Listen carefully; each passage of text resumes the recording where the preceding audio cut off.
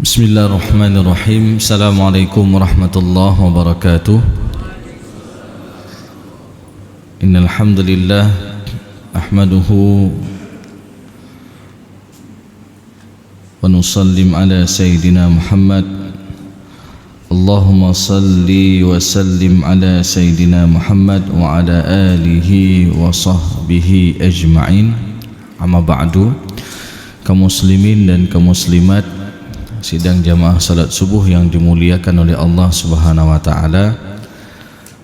Pertama-tama marilah kita memanjatkan puji dan syukur kita kepada Allah Subhanahu wa taala yang masih memberikan kita nikmat iman, nikmat sehat dan juga nikmat kesempatan untuk bisa hadir ke masjid yang mulia ini. Karena jemaah yang dimuliakan oleh Allah Subhanahu wa taala, tentu saja ini adalah rahmat Allah. Kita bisa melangkahkan kaki kita dari tempat tinggal kita menuju ke rumah Allah untuk melaksanakan salat subuh secara berjamaah. Karena keutamaan salat subuh secara berjamaah ini sangat luar biasa. Tidak hanya kita mendapatkan pahala semalam suntuk kita ibadah, ketika kita melaksanakan salat subuh secara berjamaah, tidak hanya juga kita mendapatkan pahala 27 derajat. Kemudian setiap langkah yang kita gerakkan dari tempat tinggal kita menuju ke rumah Allah ini diangkat derajat kita dan diampuni dosa-dosa kita setiap langkahnya. Dan bahkan Rasulullah SAW mengatakan, barang siapa yang melaksanakan salat subuh secara berjamaah, fahuwa fi dhimmatillah, maka dia di dalam jaminan Allah Subhanahu wa taala. Maka kalau sudah Allah jamin hidup kita, sudah aman ya. Kalau hari ini qaddarullah Allah mewafatkan kita, insyaallah Allah Subhanahu wa taala akan mengampuni dosa-dosa kita. Dan kalau hari ini kita telah melaksanakan salat subuh secara berjamaah dan Allah masih memanjangkan umur kita, mudah-mudahan Allah Subhanahu wa taala memenuhi hajat kebutuhan hidup kita pada hari ini. Jadi jemaah yang dimuliakan oleh Allah Subhanahu wa taala, kemudian salawat dan salam tak lupa pula kita sampaikan kepada Nabi Muhammad sallallahu alaihi wasallam, Rasulullah sebagai qudwah hasanah, Rasulullah sebagai suri tauladan yang baik yang patut kita contohi dalam kehidupan kita sehari-hari. Di mana juga Rasulullah sallallahu alaihi wasallam menyuruh kita untuk senantiasa mempelajari salah satu ilmu yang sangat luar biasa, yaitu berkaitan dengan ilmu faraid. Di dalam hadis sahihnya dari Abu Hurairah radhiyallahu an, Rasulullah SAW bersabda, ta'allamul faraidha wa 'allimuhun nas, pelajarilah ilmu faraid dan ajarkanlah kepada yang lainnya. Fa innaha nisful ilm, sesungguhnya dia adalah setengah daripada ilmu ya. Jadi ilmu faraid ini adalah setengah daripada ilmu. Dan kita sering mengulang-ulang hadis ini sebagai motivasi kita ya, jangan sampai kita melupakan ilmu ini. Kenapa dikatakan setengah daripada ilmu?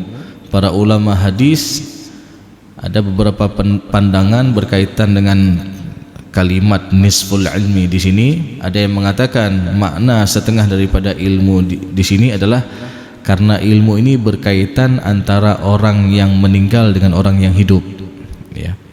Bahkan tidak hanya itu, dalam pandangan yang lain ataupun pendapat yang lain, para ulama hadis mengatakan nisful ilm di sini adalah setengah daripada ilmu di sini.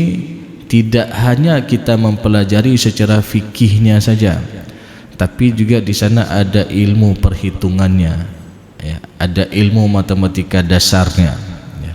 Maka ketika kita lihat juga dalam Al-Quran, sebenarnya ilmu matematika dasar ini sudah ada dalam Al-Quran. Contoh, ketika Allah membahas tentang masalah penjumlahan, ini telah Allah sebutkan dalam surat Al-Kahfi, ya. Tatkala Allah Subhanahu wa taala menyebutkan lamanya Ashabul Kahfi berada di dalam gua, ya, itu selama 309 tahun.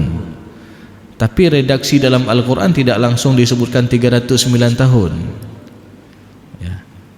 Dalam surah Al-Kahfi Allah berfirman, walabithu fi kahfihim 300 wazdadu tis'a.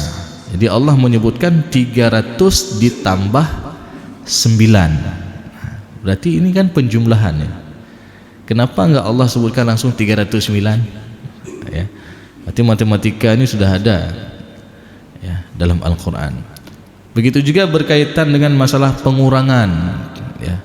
Ketika Allah menyebutkan lamanya dakwah Nabi Nuh alaihi salam itu selama alfasanatin illa khamsina ama, 1000 kurang 50 tahun, ya. Jadi ini pengurangan. Belum lagi ketika Allah menyebutkan bagian faraid tadi, Allah menyebutkan ada yang berhak dapat nisfu, setengah, ada yang dapat as-sulus, sepertiga, ada yang dapat ar-rubu' seperempat, ada yang dapat as-sudus 1/6, ada yang dapat as-thumun 1/8, dan ada yang dapat bagian as-sulusani 2/3. Jadi bagian-bagian ini telah Allah tentukan dalam Al-Quran. Jadi jemaah yang muliakan oleh Allah Subhanahu wa taala, maka tadi para ulama hadis mengatakan makna nisful ilm di sini adalah setengah daripada ilmu, karena tidak hanya kita belajar fikihnya saja. Okey, orang yang faham secara fikihnya tapi dia tidak faham berkaitan dengan matematikanya, ini bahaya sih. Takut salah juk hak gop, ya. Yang hak raya roh tajuk yang ubud. Contoh apa? Misal ini sering kita tanyakan ini, ya, bahkan saya di kampus juga sering tes ke mahasiswa ni, siapa banyak setengah dengan 2/3, ya. Jadi masih banyak yang jawab setengah, ya. Padahal 2/3 itu lebih besar daripada setengah.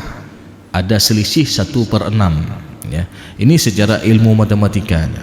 Maka tadi para ulama hadis mengatakan bahwasanya setengah daripada ilmu tidak hanya kita belajar secara fikihnya, ya, tapi juga di sana ada ilmu hisabnya, ilmu akuntansinya, ilmu perhitungannya, bahkan ilmu sosialnya juga masuk di situ, ya. Wa huwa yunsa, dan ilmu ini termasuk ilmu yang dilupakan, ya. Ilmu yang dilupakan. Wa huwa awwalu syai'in yunza'u min ummati, dan ilmu tersebut salah satu ilmu yang paling awal dicabut daripada umatku, kata Rasulullah. Maka jemaah yang muliakan oleh Allah SWT, ini hadis ini sebagai motivasi kita untuk senantiasa kita hidupkan kembali, dan kita pelajari bersama. Jangan sampai ketika sebuah ilmu itu akan dicabut, ya, dengan Allah wafatkan orang yang faham berkaitan dengan ilmu tersebut, sehingga apa yang terjadi ketika sebuah ilmu itu akan dicabut, wa tazharul fitan, akan banyak timbul fitnah, apalagi berkaitan masalah harta, fitnah harta, ya. Itu jangankan kita berbicara berkaitan dengan aset tanah-tanah yang ditinggalkan oleh almarhum, ya. Kadang-kadang gara-gara 1 jam tangan peninggalan almarhum itu bisa ribut ahli waris, ya. Jadi orang tua meninggalkan 1 buah jam tangan, ya. Misal abangnya langsung pakai bawa pulang, ya. Jadi adik-adiknya jadi marah, ya. Pakai lagi yang gecok aju hana ke laki izin buat tanya kan ahli waris it. Nah, atau kalau ibu-ibu gara-gara bawa pulang piring, ya, pinggan mak puo ju paduk balusin rumah. Nanti ketika ada acara di rumah kakaknya, misalkan kakaknya yang bawa pulang ini, kakaknya undang adiknya, adik yuk nah acara rumah bacud, nah kanduri bacud, ajak adik-adik rumah, ada ya cok bu cok pinggan, ya nyo pingan mak agak di kagu leka pakai hana begah-begah. Jadi gara-gara masalah sepele ini kadang-kadang bisa ribut, ya.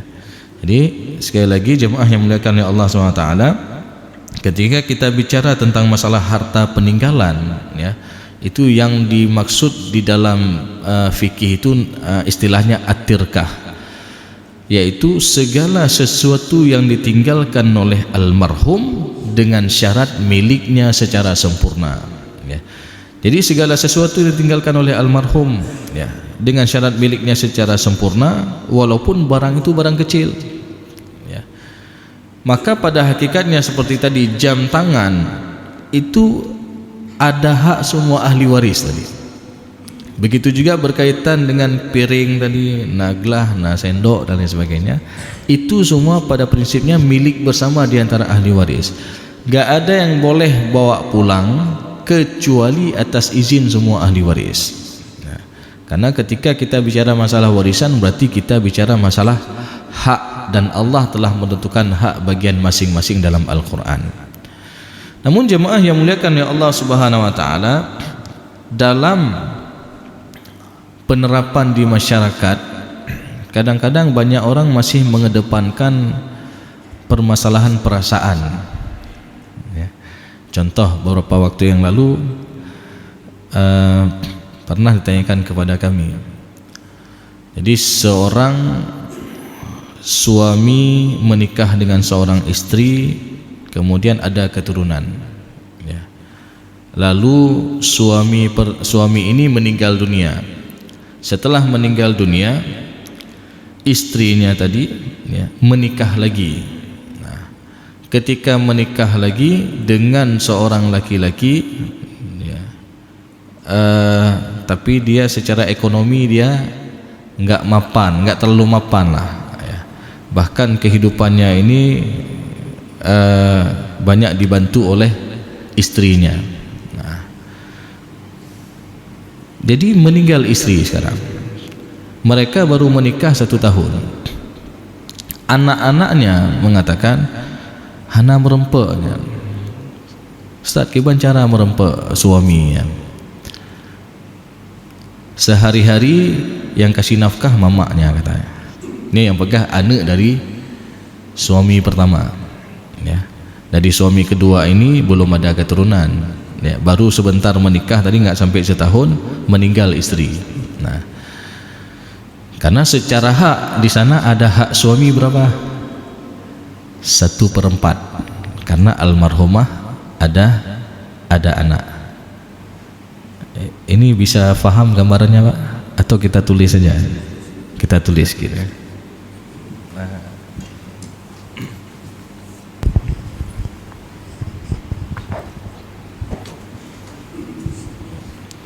Jadi kasusnya,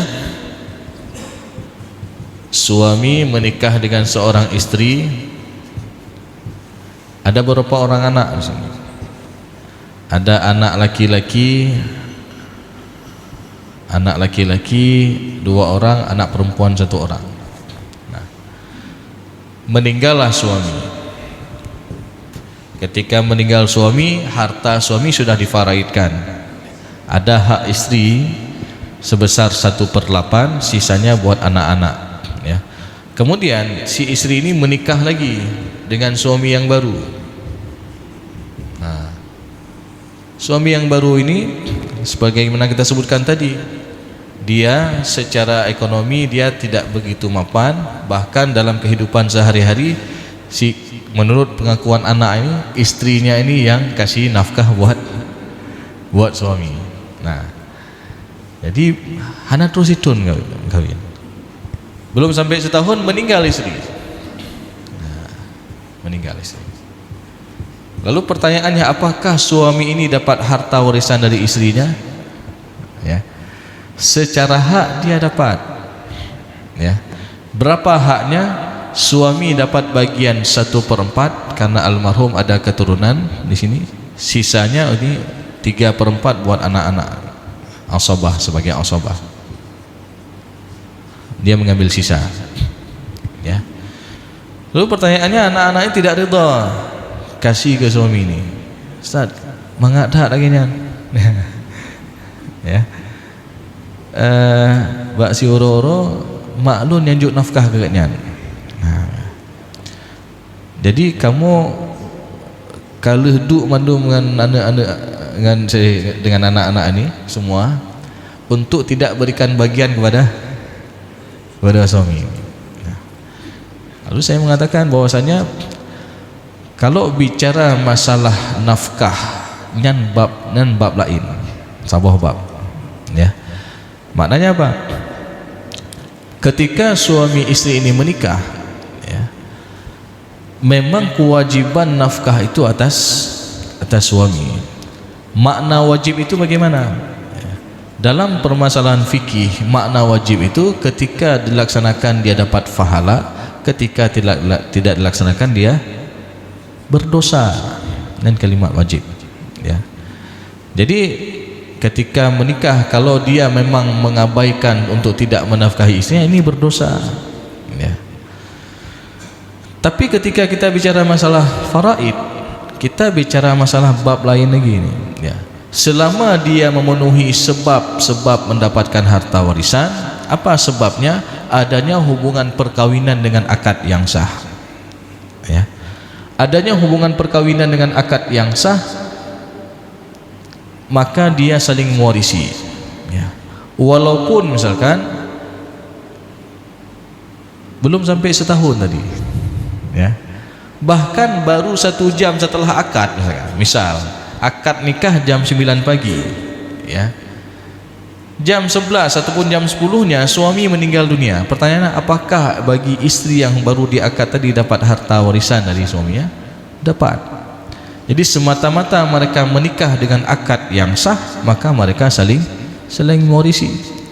Walaupun maaf mereka belum melakukan hubungan suami istri, ya, tapi dia tetap dapat harta faraid.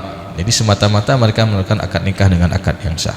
Jadi ketika kita bicara hukum secara hak, kalau dia memenuhi harus kita kasih, ya.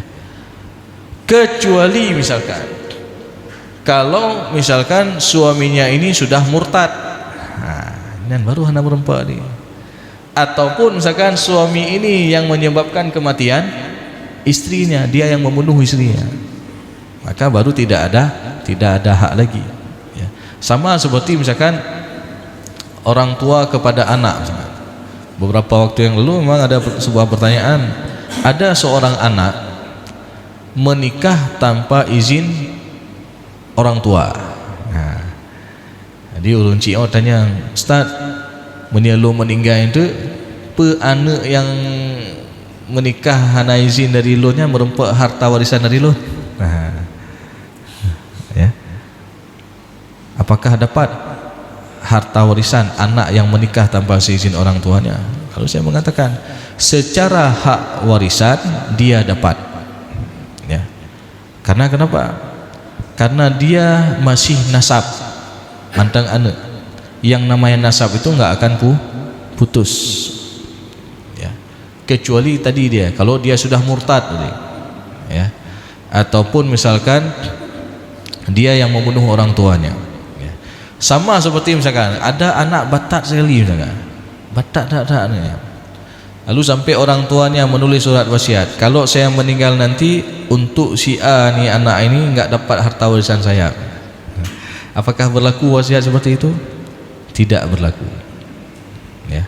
Karena sekali lagi yang namanya hubungan nasab itu tidak akan putus, ya. Kecuali seperti sebagaimana kita sebutkan tadi, dia telah murtad keluar daripada agama Islam, ataupun dia yang menyebabkan kematian orang tuanya. Bahkan secara undang-undang kita di kompilasi hukum Islam, ada seorang anak yang menganiaya orang tua walaupun enggak meninggal. Ketika orang tua yang meninggal nanti, anak yang menganiaya ini tidak dapat harta warisan dari orang tuanya. Jadi ini untuk pencegahan lah, baik menan cik ngurung cik, ya, jangan sampai dia menganiaya orang tuanya. Jadi jemaah yang muliakan oleh Allah SWT, jadi seperti ini secara hak dia tetap mendapatkan hak selama dia memenuhi sebab-sebab warisan dan dia tidak terhalang daripada mendapatkan harta warisan. Sama juga misalkan dalam kasus yang lain, misalnya ada seorang anak, katakanlah anak yang paling kecil merawat orang tuanya, lalu meninggal orang tuanya. Ketika duduk pembagian harta warisan, anak ini meminta harta lebih. Tak harta ke lon-lon kan kahek jaga maknya. Nah lebih lah baca. Jadi ini pada prinsipnya ketika kita bicara hak, tetap dia mendapatkan porsi sesuai dengan hak faraidnya. Jadi hanji tak lagi tamah ya. Kecuali dalam merawat orang tuanya ini dia butuh modal yang besar. Contoh jak mau ubat kan. Tip minggu suntik 500 ribu kan, untuk ubat orang cik ya, yang selama ini dia tanggung pakai uang dia. Maka ini harus diberitahukan juga kepada ahli waris yang lain ya. Jangan sampai jadi permasalahan di kemudian hari ya.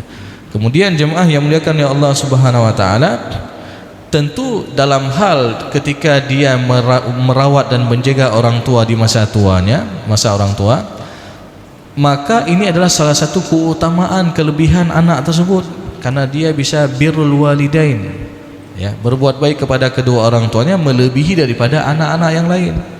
Maka jangan dia menuntut harta lebih, kecuali misalkan anak-anak yang lain inisiatif sendiri atau mereka rida, hanapa dia cok untuk harta lebih, itu enggak masalah ya. Tapi ketika kita bicara masalah porsi faraid, berarti kita bicara tentang masalah hak, dan Allah telah menentukan hak bagian masing-masing ahli waris. Dan jemaah yang muliakan oleh Allah SWT, sekali lagi jangan sampai kita menzalimi hak-hak orang lain.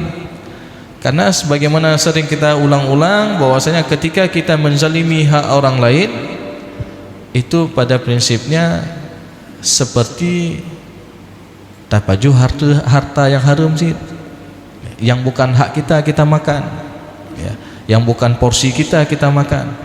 Bahkan tidak hanya itu, ketika seseorang mengambil sejengkal tanah, harta ataupun tanah secara zalim, Rasulullah mengatakan, man akhadha shibran minal ardi zulman, barang siapa yang mengambil sejengkal tanah secara zalim yang bukan haknya, lalu dia katakan itu punya haknya, fa innahu yuqawwiduhu yaumal qiyamati sab'a aradin, kelak di hari akhir nanti dia akan dihimpit seberat 7 lapis bumi ya.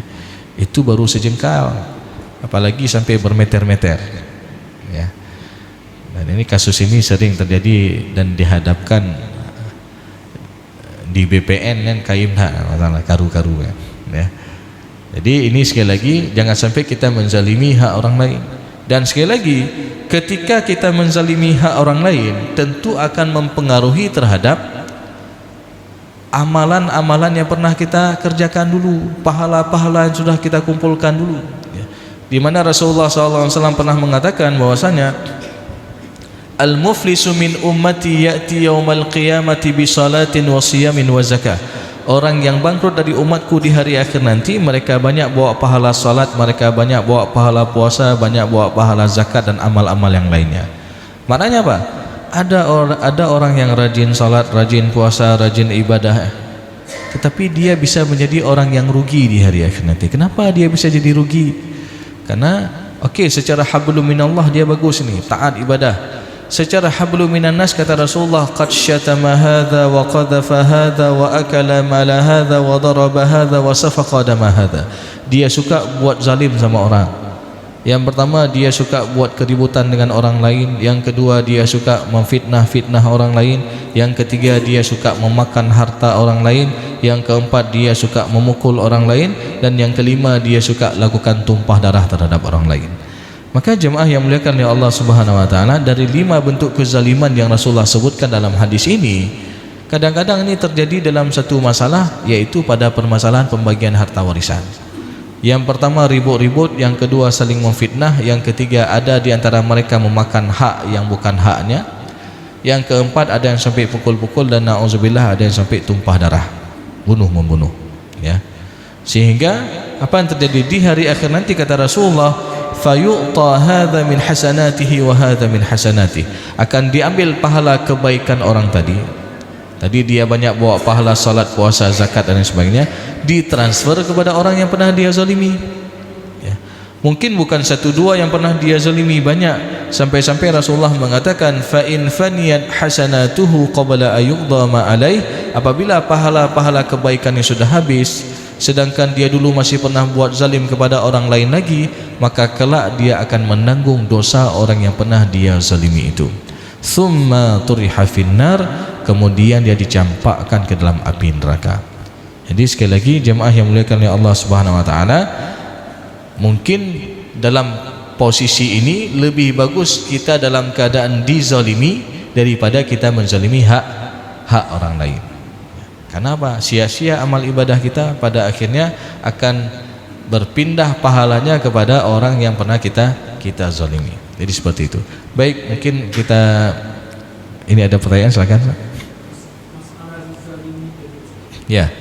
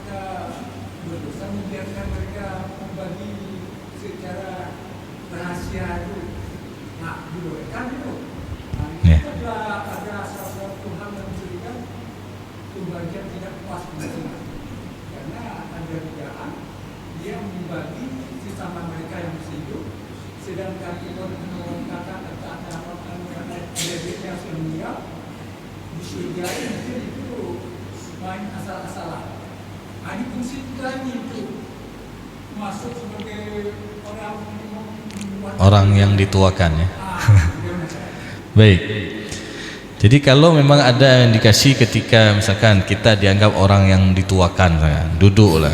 Satu kakak ini mengatakan porsi dia 2/3 misalkan. Tapi lalu dia mengatakan, tapi baik pegah-pegah ada orang yang lain bah. Nah, ketika duduk sama adiknya dia bilang dia nggak dapat 2/3, dapat bagian lain. Nah, berarti ini ada yang ditutup-tutupi, ya. Karena kasusnya kalau tadi misalkan meninggal orang tua, ya, katakanlah punya 5 orang anak, belum dibagi harta orang tua, katakanlah ada anak pertama, anak kedua sampai meninggal dunia, ya. Jadi ya kasusnya seperti ini,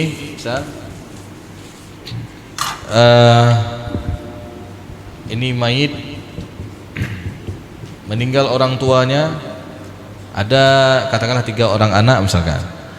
Nah, anak pertama ini meninggal tahun 2015 misalkan. Belum difaraidkan harta orang tua, misalkan ini meninggal tahun 2018. Sedangkan si anak pertama ini sudah ada cucu, sudah ada keturunan, ya. Lalu misalkan yang ini bersekongkol 2, ya. Ataupun ada saudaranya yang lain, ya, yang perempuan mengatakan, "Oh, bagian kamu nyo." Jadi untuk ponaannya dia nggak jujur, ya. Padahal secara hak anak laki-laki ini ada hak. Karena sekali lagi penentuan warisan itu bukan ketika mau bagi. Misalkan bagi tahun 2021, sekarang mau dibagi, ya. Jadi sekali lagi penentuan ahli waris itu ketika meninggal si mayit, ya. Mayit meninggal tahun 2015, siapa yang masih hidup ketika itu? Oh, semua anak masih hidup, maka secara hak semua anak ini ada hak. Waktu pembagian ada anak pertama sudah duluan meninggal, tetap kita tentukan hak dia juga, ya. Sehingga ketika kita sudah tahu nyo anak agam padu bawah tumpuk, ya, misalkan ada 2 tumpuk seorang nih, anak perempuan 1 tumpuk 1 tumpuk, ya. Yang 2 tumpuk yang punya anak laki-laki pertama ini difaraidkan lagi untuk siapa? Untuk keturunannya kalau dia ada anak, ya. Jadi nyo istilahnya bukan patah titi ini kasus ini, ya. Walaupun misalkan anak laki-laki ini sudah meninggal, ya.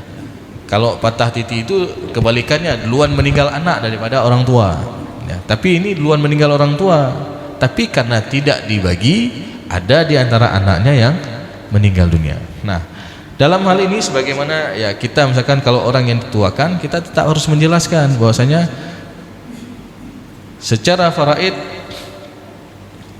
ini kita telah kita bicara masalah hak, dan hak masing-masing dalam Al-Quran sudah ada, ya.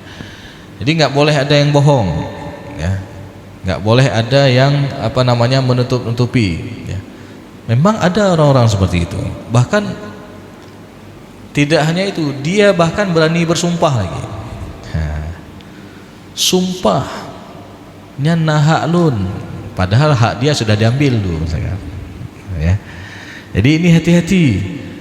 Karena dalam sebuah hadis Rasulullah SAW, dalam makna hadis itu tersebut disebutkan bahwasanya barang siapa yang bersumpah atas nama Allah untuk menzalimi hak orang lain, maka haram baginya masuk ke dalam syurganya Allah Subhanahu wa taala.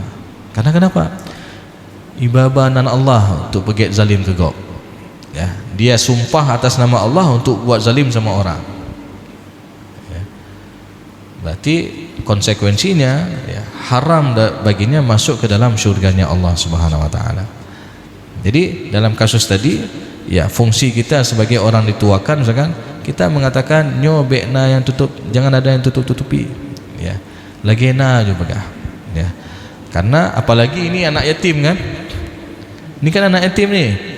Ketika misalkan paman-paman ataupun bibinya tidak memberikan hak mereka, secara tidak langsung dia telah makan bara api dalam perutnya. Siapa yang bilang itu? Allah langsung dalam surat An-Nisa ayat ke-10. Innal ladzina ya'kuluna amwalal yatama zulman innama ya'kuluna fi butunihim nara. Sesungguhnya orang-orang yang memakan harta anak yatim secara zalim, enggak dikasih haknya penuh tadi, ditutup-tutupi, dikasih sedikit. Itu sama dengan dia makan bara api dalam perutnya. Wa sayaslawna sa'ira, dan kelak di hari akhir nanti dia akan dicampakkan ke dalam api neraka yang menyala-nyala. Jadi itu, ya. Jadi apalagi ini berkaitan tadi anak yatim ini, ya. Maka harus kita berikan, harus kita sampaikan, jangan ada yang ditutupi, ya. Karena sekali lagi ketika kita bicara warisan, berarti kita bicara masalah hak. Kecuali kalau dalam duduk musyawarah, nah lebih-lebih kurang itu berdasarkan kesepakatan, ini sah-sah saja, ya, antara din, saling ridha satu dengan yang lainnya, ya. Tapi ketika ada yang ditutup-tutupi, berarti ini ada udang di balik bakwan, ya. Seperti itu. Baik, silakan Ustaz. Waalaikumsalam warahmatullahi wabarakatuh.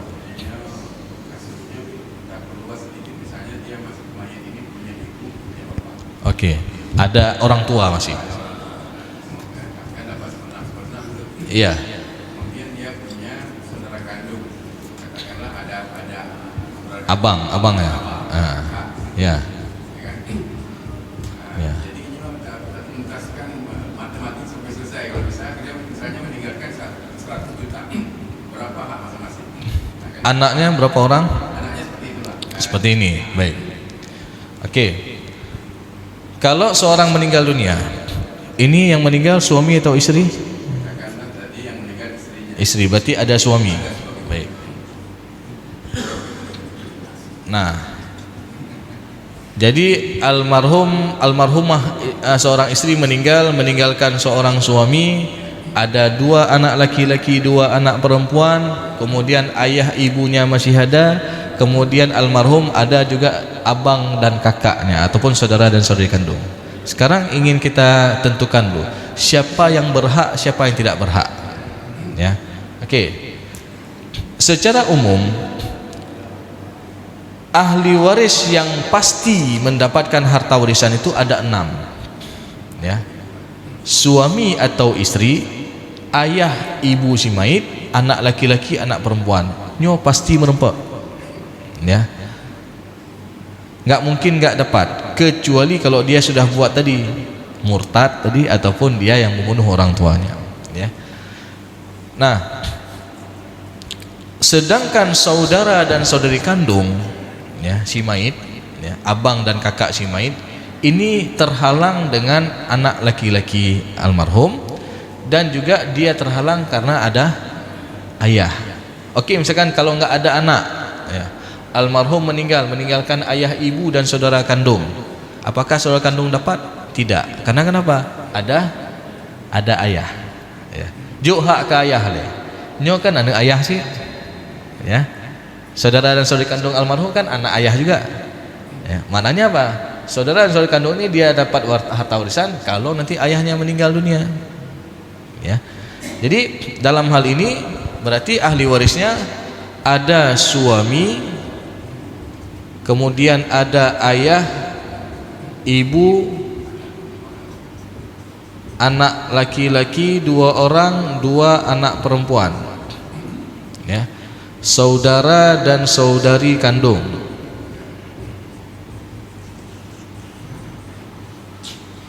Baik. Berapa porsi bagian masing-masing ahli waris sekarang? Ya.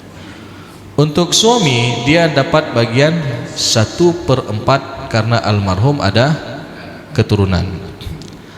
Ayah ini berdasarkan An-Nisa ayat ke-12. Ayah dan ibu si mayit ini masing-masing dapat 1/6 berdasarkan An-Nisa ayat ke-11. Ya. Wali abawaihi, untuk kedua orang tua si mayit, likulli wahidin minhuma sudusu mimma taraka in kana lahu walad. Masing-masing dia dapat bagian 1/6 jikalau almarhum ada keturunan. Nah, untuk anak laki-laki dan anak perempuan, mereka berdua ini mendapatkan asabah bil ghairi namanya. Kalau binafsi laki-laki saja, nggak ada yang perempuan. Tapi bil ghairi ini maknanya apa? Dari sisa itu nanti dibagi 2/1 antara laki-laki dan perempuan. Sedangkan saudara kandung ini terhalang. Ya. Oke, yang pertama kita mau cari apa nih? KPK-nya dulu saya. Ini secara matematikanya, ya. Jadi kita hitung pembaginya ini berapa jatuhnya. Kita lihat dari penyebut yang ada di antara ahli waris, ya. Ada 4 dengan 6 nih penyebut yang ada, ya, dari bagian ahli waris. Berarti berapa pembaginya? 12. Dilihat daripada kelipatan yang terkecil yang sama, ya, antara 4 dengan 6. Nah, 12 dibagi 3, dibagi 4, 3 bagian. 12 bagi 6, 2 bagian. Ibu juga 2 bagian. Sisa berapa? Sisanya 5 kan? Ini sudah diambil 3 tambah 2, 5 tambah 2 lagi 7. Dari 12. Ya, berarti sisa 5. Nah, kalau tadi ada uang 100 juta, bagaimana caranya? Ya. Berarti untuk mencari nilai satu bagian, rumusnya harta dibagi 12. Asal masalah nih. Jadi kalau ada 100 juta tinggal dibagi 12, berapa jatuhnya, Pak? Boleh juga, biar mudah. Oke, ada harta 120 juta, bagi 12 sama dengan 1 atau 10? Kurang 0 bahaya, ya. Nah, 10 juta itu nilai satu bagian. Nah, berarti untuk suami tinggal ada 3 bagian kali 10 juta, 30 juta. Untuk ayah 20 juta, untuk ibu 20 juta. Sisa 50 juta. Nah, 50 juta ini bagaimana cara pembagiannya? Ya. Bukan bagi 4. Kalau bagi 4 berarti antara laki-laki dan perempuan sama. Ya. Ini kaedahnya apa? Laki-laki 2/1. Rumusnya apa? Setiap laki-laki kali 2. Ada 2 anak laki-laki, berarti kali 2. Seakan-akan ada 4 kepala nih. Tambah 2, 6. Berarti 50 juta tadi sisanya nih dibagi 6. Berapa jatuhnya?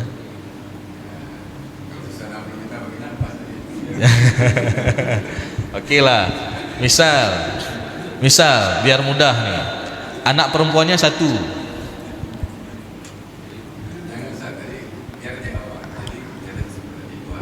Enggak, ini biar mudah juga. Jadi anak perempuannya 1 nih.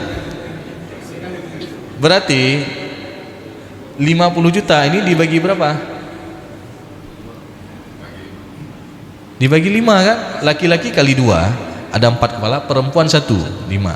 Berarti setiap anak laki-laki ngambil 20 juta, perempuan ambil 10 juta. 2/1 nih. Ya. Jadi bukan langsung dikasih ke anak agam 2/4 je oleh, ke anak inang 1/4, ya. Enggak dilihat jumlah laki-laki ada 5 orang saja, perempuan 1 orang. Ya, kalau ini anak inang kan agam, ya. Jadi tetap dilihat dari segi jumlah kepalanya, berapa orang laki-laki, berapa orang perempuan. Setiap mereka itu berlaku kaedah 2:1. Nah, ya, ya, dapatnya 8, oke. Ini nilai 1 bagian.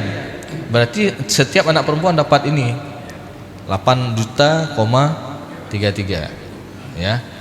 Berarti laki-laki kali 2 16,66, ya. Nah, itu seperti itu, ya. Jadi seperti ini cara pembagiannya, makanya dihitung ini loh pembaginya. Ya.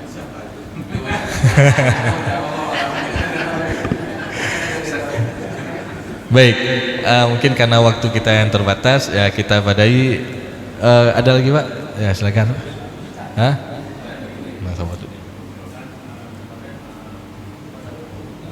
Gimana Pak?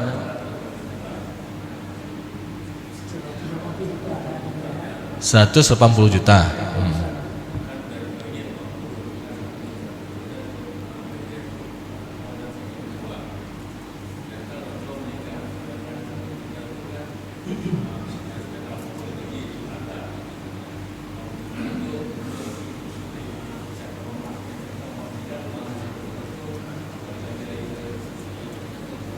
Iya, tetap dibagi, ya.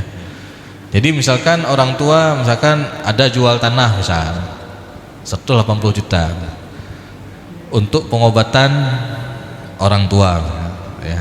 Katakanlah baru habis 80 juta, lalu orang tuanya meninggal dunia, berarti kan ada 100 juta itu. Pada prinsipnya itu akan difaraidkan. Lalu misalkan kesepakatan anak-anak, hanapu 100 jutanya peng ke mak anda, mak pi tengah sakit, ya.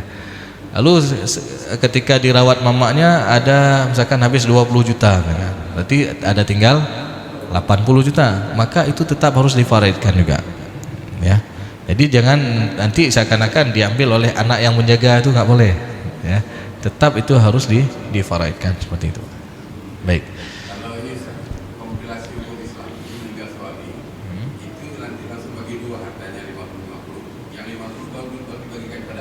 Ya, oke. Tadi ada harta bersama, ada harta bawaan. Yang kita bahas di sini adalah harta faraid. Ya. Harta bersama adalah harta yang didapat setelah perkawinan. Ya, setelah menikah ada aset yang ditinggalkan, maka dari aset tersebut, misalkan di situ ada hak bersama antara suami istri. Misal, setelah mereka menikah ada harta katakanlah 500 juta aset yang didapat daripada harta bersama tadi. Nah, 500 juta ini harta bersama itu dibelah dua dulu. Setengah jadi hak suami, ya. Setengah lagi jadi hak istri. Nah, oke. Kemudian misalkan meninggal suami, jadi setengah yang punya harta bersama yang milik suami ini ditambah dengan harta bawaan suami kalau ada. Apa harta bawaan? Harta yang didapat sebelum menikah ataupun daripada warisan orang tua suami. Nah, jadi setengah daripada harta bersama tambah harta bawaan, ini baru harta faraid, jadi harta warisan. Nanti istri dapat lagi porsinya berapa? 1/8 kalau almarhum ada anak, kalau nggak ada 1/4, seperti itu, ya. Karena nanti masalahnya seperti ini, kalau istri lebih dari satu, ya.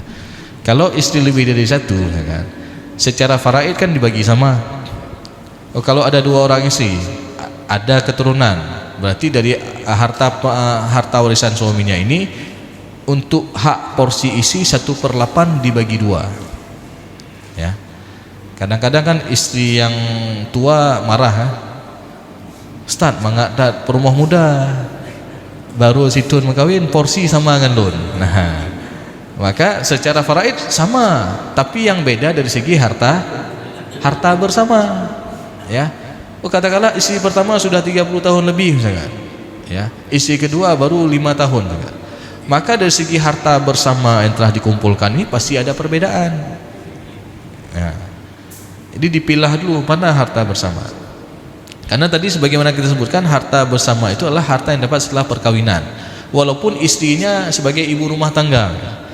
Kan istri di rumah bukan duduk-duduk santai aja. Dia ngurus rumah tangga juga. Ada yang antar jemput anak sekolah, antar jemput anak les, antar jemput anak ngaji, sehingga suami bisa fokus di kantornya. Maka dianggap mereka telah bekerja sama dalam mencari rezeki. Nah, jadi ada aset yang didapat daripada penghasilan tersebut, misalkan itu dikategorikan sebagai harta bersama. Ya, seperti itu. Jadi antara istri pertama dengan istri kedua, harta bersama itu pasti beda. Tapi secara porsi faraid dia sama. 1/8 bagi 2 kalau ada 2 orang istri. Kalau ada 4 orang istri, ya berarti masing-masing dapat berapa? 1/64. Ya. Jadi seperti itu. Baik, karena waktu yang terbatas, kita padai kajian kita pada pagi yang berbahagia ini. Mudah-mudahan apa yang telah kita sampaikan tadi bisa menjadi ilmu yang bermanfaat dan bisa kita amalkan dalam kehidupan kita sehari-hari. Lebih dan kurang saya mohon maaf. Aqulu qauli hadza wa astaghfirullah li wa lakum wa lisal mu'minin. Wassalamualaikum warahmatullahi wabarakatuh.